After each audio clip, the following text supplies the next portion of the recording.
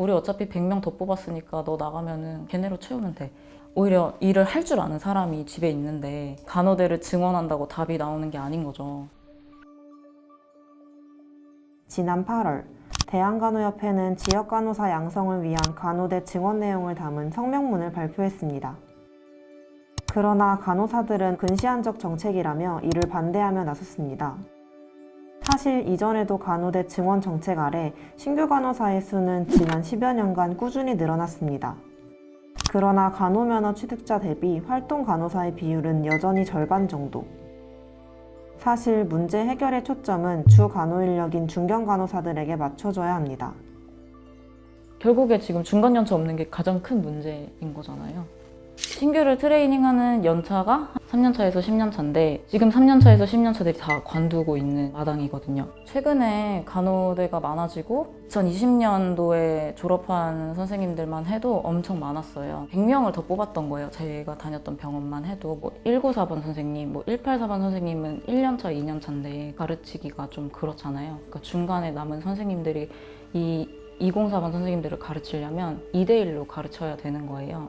근데 이제 인력이 또 딸리니까 이 선생님들이 총괄자라는 차지 널스를 봐야 되거든요. 근데 또 자기 환자는 또 봐야 돼요. 인턴도 모자라고 이러니까 인턴들의 일도 해야 되고 의사 일도 해야 되고 4, 5인분을 하는 거죠.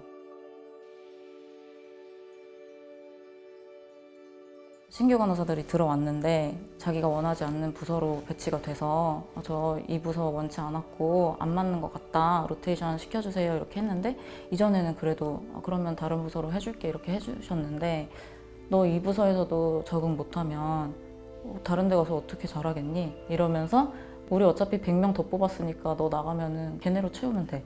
이런 마인드로 끝나는 거예요. 환자한테 정성을 만약에 평소에 100을 쏟는다고 하면 트레이닝을 시켜야 되는 사람들한테도 내가 지금 뭘 하고 있는지에 대해서 설명을 해야 되니까 50, 50이 되죠. 근데 한 명이 더 늘어나면 30, 30, 30이 되는 거고, 원래는 한 1대1로 해야 되거든요. 제가 마지막에 본 게 1대2인데 1대3이 되고 4가 되겠죠. 그럼 또 이 사람들은 트레이닝 안 되고 자기는 뭐 하는지도 모르겠고, 그럼 신규 간호사들도 계속 관두겠죠. 그래서 지금 이렇게 간호대를 증원한다고 답이 나오는 게 아닌 거죠. 사직한 이 간호사들이 오히려 일을 할 줄 아는 사람이 집에 있는데 간호대를 증원한다고 답이 나오는 게 아닌 거죠. 제 생각에는.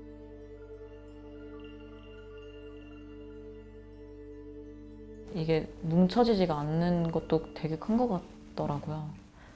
간호문화개선팀이었는지 노조였는지에서 건의하면 다시 만들어라. 근데 그거를 부서 내 CCTV가 다 있는데 신규 간호사가 얼마나 건의하고 싶어도 그거 어떻게 넣어요, 솔직히. 그리고 다른 선생님들도 보고 있는데.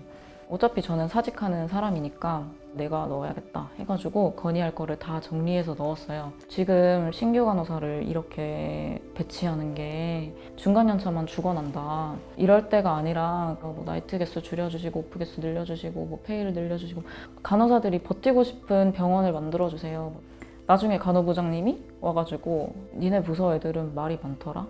가장 윗선에서 그거를 좀 다룰 줄 알아야 되는데 아예 나모르세 하고 니들이 뭐 참을 줄 알아야지 하고, 지금 간협에서 그렇게 나오니까 너무 화가 나는 거죠. 제 생각에는 그냥 간호사 선생님들도 엄청 파업하고 싶은데 그냥 참는? 병원에서 가장 많은 종사자가 아무래도 간호사일 거고, 환자를 가장 살리는 건 의사겠지만 환자의 상태를 계속 봐야 되는 건 간호사잖아요. 얼마나 이 파장이 큰지를 아는 거죠.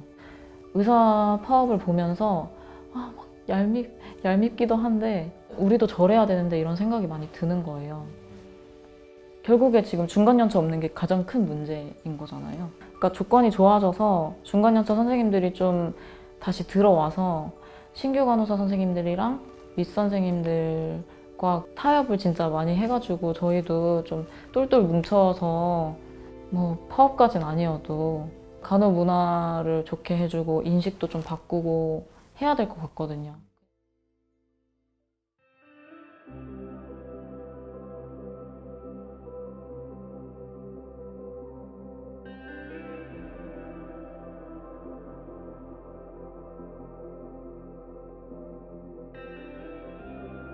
제가 이제 병원에서 일할 때 원래 대구 그 파견 인력으로 가고 싶었는데 사직을 못한 상태여서 못 갔거든요. 근데 그때 이제 코로나19가 막 터지고 있던 상황이어서 제가 다니던 병원에도 이제 뭐 의심 증상 있는 환자들이 막 들어왔었어요. 어쨌든 저희도 위험한 상황이고 무섭잖아요, 저희도. 근데 저희는 보호를 못 받는 거예요. 병원에서 일을 할 때는 제가 이 병원 소속이잖아요. 여기서 나가면 직장을 잃는 건데 거기서는 파견직이고 되게 소중한 인력으로 다뤄지는 게 크죠. 애초부터 방호복을 입고 시작을 하잖아요. 그러니까 제대로 보호도 받고 그리고 체계적으로 돌아가는 것도 있고. 제가 지원서를 봤었는데 지원 동기 이런 건 전혀 없었는데 사람들이 지원하면서 지원 동기가 어떻다, 저는 꼭 하고 싶습니다 이런 거를 꼭 그 칸에다가 꾸역꾸역 썼다고 하더라고요. 참 웃긴 거예요. 병원에서 코로나 환자를 보는 건 정말 싫어하는데 밖에서는 코로나 환자를 보고 싶어 하는 거잖아요. 취업률만 바라보고 이제 취업하는 간호사 선생님들도 있지만 아무래도 나로 인해서 남들이 좋아지는 거를 바라는 사람들이 많아요.